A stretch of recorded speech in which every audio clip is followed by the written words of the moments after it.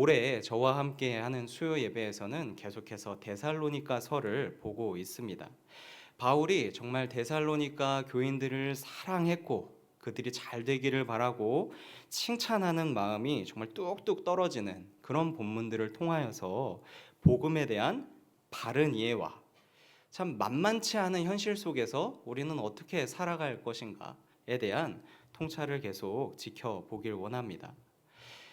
바울이 이렇게 데살로니가 후서를 쓰게 된 시점은 바야흐로 데살로니가 교회에 첫 번째 편지를 보내고 나서 몇 달 뒤 정도로 추측을 합니다.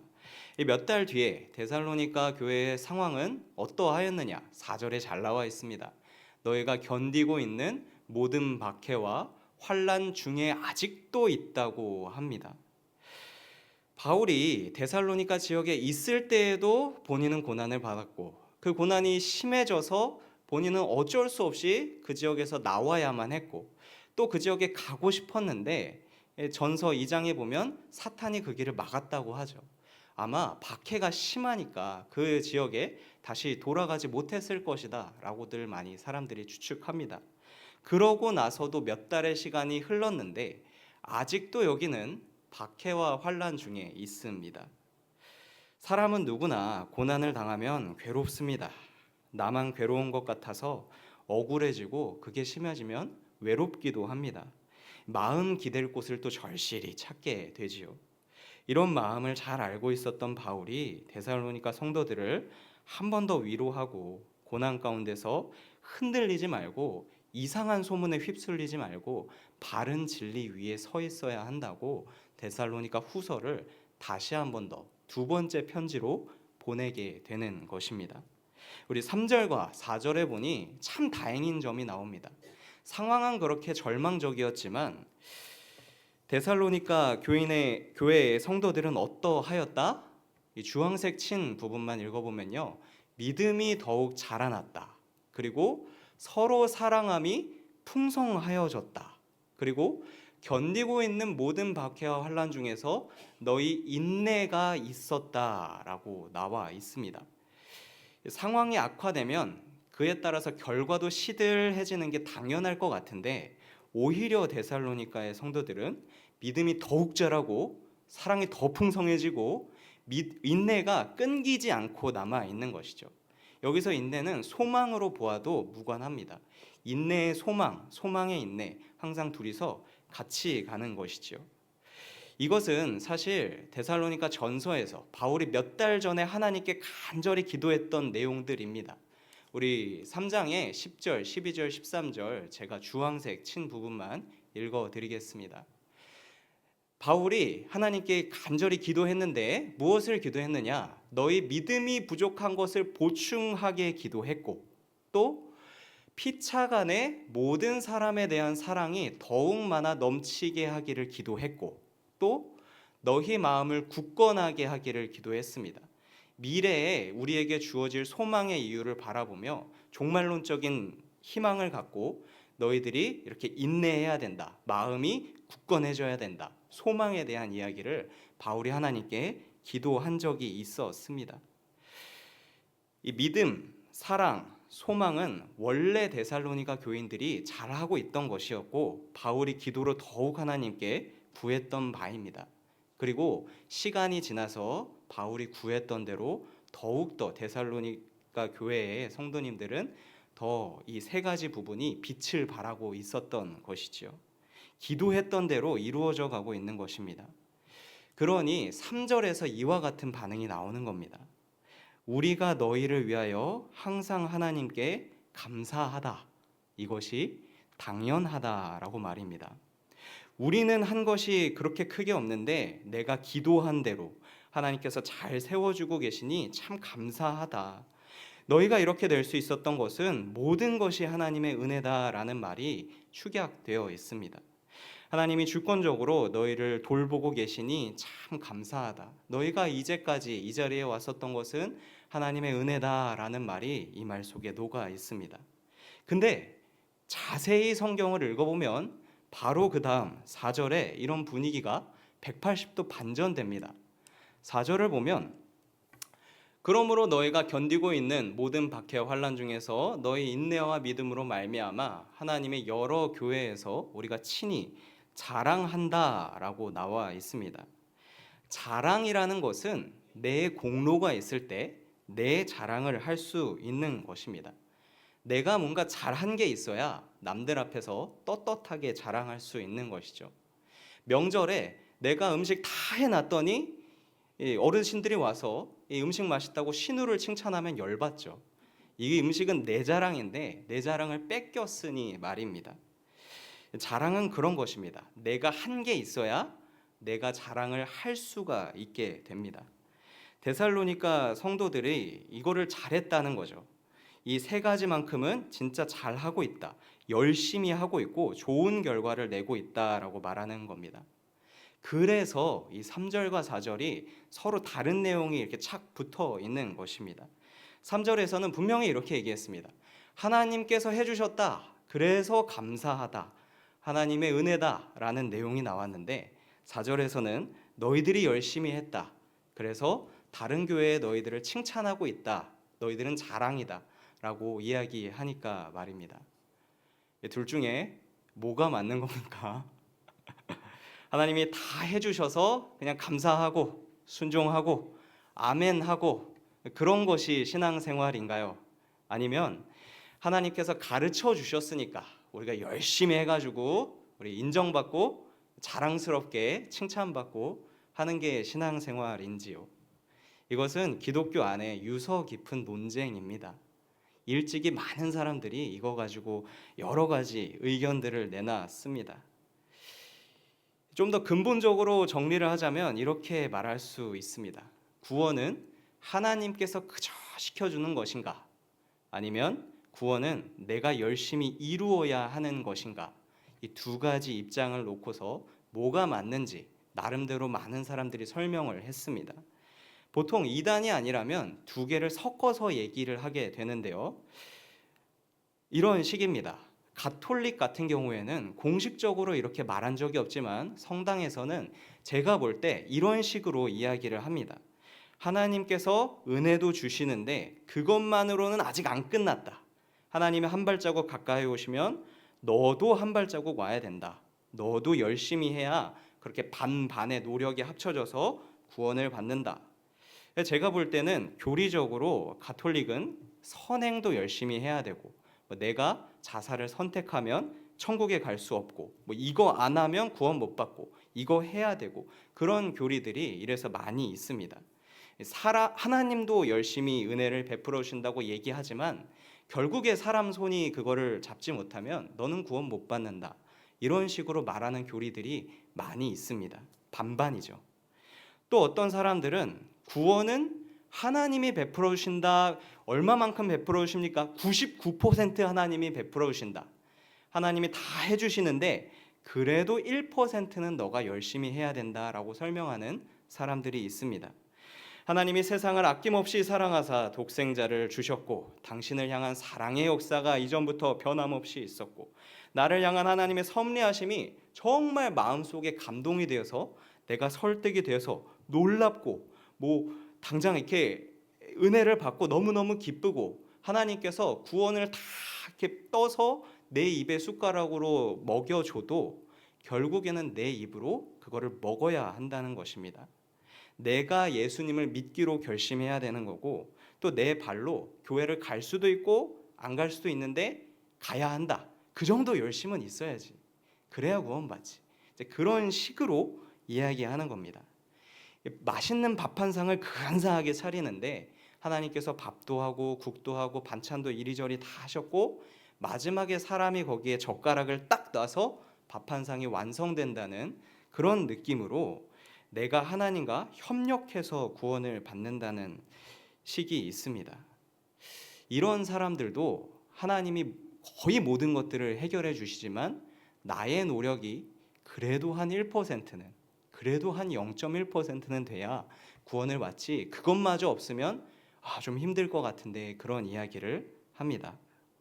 우리 마지막으로 우리 대한예수교 장로회의 입장을 따르는 우리 강북우리교회의 입장은 무엇인가? 앞에 두 개는 당연히 아니겠죠. 우리의 입장은 무엇이냐? 구원은 하나님께서 100% 시켜주시고 또 사람이 100% 한다는 입장입니다. 와, 역시 가장 좋은 것은 우리 입장이죠. 자, 전적으로 하나님께서 구원을 시켜주시고 또 내 손을 벗어나는 믿음의 역사는 없다는 것입니다. 하나님께서 100% 일하시고 우리도 100% 일했다라는 것이 우리가 이해하는 구원입니다. 이론적으로 보면 이게 무슨 말장난인가 싶지만 결코 그렇지 않다는 것을 제가 이 자리에서 설명을 드리겠습니다. 2009년에 바람이라는 영화가 나온 적이 있습니다. 여기 가운데에 있는 남자 고등학생이 주인공으로 나옵니다. 우리 주인공인 정우에게는 공부도 잘하고 싸움도 잘하는 감히 대들 수 없는 훌륭한 형이 있고 또 공부도 잘하고 착하기까지 한 아주 훌륭한 누나도 있습니다. 막내인 자기한텐 뭐가 있었느냐? 야망은 있지만 나도 잘 나가고 싶다, 나도 재밌는 인생을 살아가고 싶다라는 마음만 있었습니다. 뭐 하나 특출나게 없는 상태로 등장을 합니다. 그래서 옛날로 치면은 막 불량 서클, 요즘으로 치면은 일진의 무리에 들어가게 됩니다. 거기서 담배도 피우다가 걸리고 치기는 있으나 객관적으로는 계속 형 누나랑 비교당하면서 그렇게 안 좋은 내로라 할 것이 없는 문제아에 가까운 그런 인생을 영화 앞부분에서 좀 보여줍니다. 근데 이 정우의 아버지는 자기 막내 아들을 계속해서 이렇게 불러줍니다. 우리 짱구 박사, 짱구 박사 하고 말입니다. 객관적으로 봤을 때 이 아들의 상태는 박사랑은 거리가 아주 멉니다. 그래도 누가 뭐래도 이 아버지는 꾸준히 자기 아들을 박사, 박사 이렇게 불러주는 거죠. 아버지한테는 진심으로 이 못난이 아들이 박사인 것입니다. 영화 후반부에서는 이 아들을 향한 부성애가 결국 아들을 철들게 한다라는 스토리로 진행이 됩니다. 아버지는 아들이 위대한 일을 하지 못해도 당신이 나의 아버지임을 인정하기만 하면 어떤 형태로든 아버지를 위하는 아들이기만 하면 아버지는 아들이 그렇게 예뻐 보일 수가 없는 것이죠. 내 새끼니까요. 비록 지금은 칭찬받을 만한 모습이 없다 할지라도 억지로 내가 거짓말을 해야지 라고 이렇게 끌어올리지 않더라도 말도 안 되는 칭찬이 입에서 술술술술 나오게 되어 있습니다. 아버지는 아들을 최고의 대상으로 불러주시고 또 그렇게 부르는 것이 아버지의 기쁨이 되는 것입니다. 이것이 보통 사람이 가지고 있는 부모님의 사랑, 부성애적 사랑입니다. 최고의 모습으로 자녀를 불러주는 것. 그리고 하나님께서 이런 사랑을 갖고 계시는데 하나님은 또 한 발 더 나아가서 그 자기가 부른 칭찬에 합한 자가 되게끔 자기의 자녀들을 세워주십니다. 요셉이 어려서부터 위대한 하나님의 꿈을 받았지만 사실 그것 이상으로 커가면서 고생을 정말 많이 했습니다. 요셉이 좀 안정되고 주변에서도 인정받을 만하면 배신당하고 거기서도 또 어떻게 해서든지 안정되고 인정받을 만하면 모든 것을 잃어버리게 되고 상처받게 하고 계속 그런 인생이 반복되지요. 악순환이 반복됩니다. 이런 요셉의 인생에는 믿음의 수고가 결단코 필요했고 인내함이 없이는 견딜 수 없는 삶을 살아가게 됩니다. 그리고 모든 것이 지나간 후에 권력을 갖게 되고 사람의 생사까지도 좌지우지할 수 있는 결정적인 자리에 올라가서 요셉이 한 말은 이것이었습니다. 여기까지 나를 있게 한 것은 하나님이시다입니다. 내 인생 내가 그때그때마다 내가 수고롭게 살았다는 거 나도 알고 모든 사람들이 다 알지만 나를 여기까지 이끈 것은 나라고 이야기하지 않습니다. 나를 여기까지 있게 한 것은 형들이나 주변 환경이 나를 여기까지 밀었다라고 이야기하지 않습니다. 하나님이 하셨다고 합니다. 이것이 성도들의 신비입니다. 하나님이 나를 사랑하사 나를 이끌고 계시다라는 그 말과 하나님이 전적으로 내 인생을 책임지고 계시다라는 말과 내가 주 안에서 구원을 얻으려고 수고하였다라는 말은 다르지만 현실적으로는 우리 믿음의 삶에서 똑같은 일입니다. 똑같은 일을 다르게 부르고 있는 것이죠. 그래서 소위 주 안에서 자랑한다라는 것은 두 가지 뜻을 다 담고 있습니다. 첫 번째, 하나님이 다 은혜를 주셔서 잘되게 해주셨다라는 그런 감사, 다 하나님이 해주셨습니다. 감사합니다. 라는 말과 세상에서 내가 하나님 나라를 위해 수고하였다 라는 것들이 각자 100% 100%씩 섞여 있는 것이죠. 하나님이 해주셨다는 이야기, 감사하다는 이야기를 어떤 사람이 하는 걸 잘 들어보면 그 사람 이야기가 계속 나옵니다. 물론 하나님이 은혜 주셨지만 그 은혜 받기 위해서 내가 지독하게 노력하였다. 듣다 보면 저 사람 정말 대단하다라는 그 사람에 대한 칭찬이 섞여서 나올 수밖에 없습니다. 또 내가 헌신했다는 이야기를 가만 듣다 보면 그 사람이 헌신할 때 하나님께 기도하였고 하나님께 은혜를 구하였고 하나님께서 말할 수 없는 내가 생각지도 못한 영역에까지 채워주시는 은혜가 있어서 내가 그 일을 해낼 수 있었다는 이야기가 그 이야기 속에 섞여 있습니다. 하나님의 은혜와 성도의 열심은 이렇게 뗄래야 뗄 수 없이 같이 가는 것이지요. 그러므로 교회 안에서 누군가 기도하면서 어떤 은혜를 받고 수고하여 열매를 거뒀다면 이 두 가지를 잘 챙겨야 합니다. 너무 그 사람한테 인간적인 칭찬만 해서 교만해지게끔 하지도 말고 마치 그 일이 누구나 한 번쯤 다 겪는 거니까 당연한 일을 한 것이니까 아무것도 아니라는 듯이 무시해서도 안 됩니다. 우리는 당신의 삶에 주어주신 하나님의 은혜에 같이 감사합니다. 그리고 당신이 보인 은사, 그리고 더욱더 이전과 다르게 더 자라난 믿음, 풍성해진 사랑, 이전에도 있었지만 더 힘든데 어떻게 그렇게 끊기지 않고 끝까지 인내할 수 있는지 그런 부분이 참 자랑스럽다라고 바울처럼 이야기해 주어야 합니다. 하나님께서 은혜를 내려주셨으니 참 감사하고 당신도 수고로이 그 은혜에 참 잘 참여하셨습니다. 자랑스럽습니다라고 이야기를 하는 겁니다. 한국 사람들은 낯이 가려워가지고 칭찬을 할 때 보통 이 두 가지를 다 이야기하지는 않는 것 같습니다. 그래도 오늘 잘 배우셨으니 다른 사람들이 한 가지만 이야기를 해도 사실은 두 가지를 다 이야기하고 싶었구나. 나도 까먹지 않고 두 가지를 다 묵상하면서 살아야지 하는 교훈을 갖고 살아가시는 성도님들이 되시면 좋겠습니다. 이것이 취약한 상황 가운데 고난을 받고 박해를 받고 환난을 당하던 믿음의 형제들에게 바울이 제일 먼저 해주고 싶었던 말입니다. 하늘 아버지가 너희의 고된 상황에도 불구하고 다 너희를 온전히 세우고 계신다.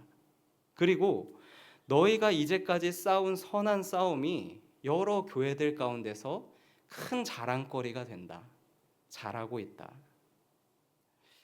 성도님들도 내 신앙을 돌이켜볼 때 이 감사와 자랑이 충만하시기를 축복합니다. 하나님이 나를 세우셨다는 감사의 간증이 확고하고 내 믿음이 자라났던 계기, 사랑의 풍성함, 끊이지 않는 인내의 자랑스러운 증거가 언제나 뒤따르는 것입니다.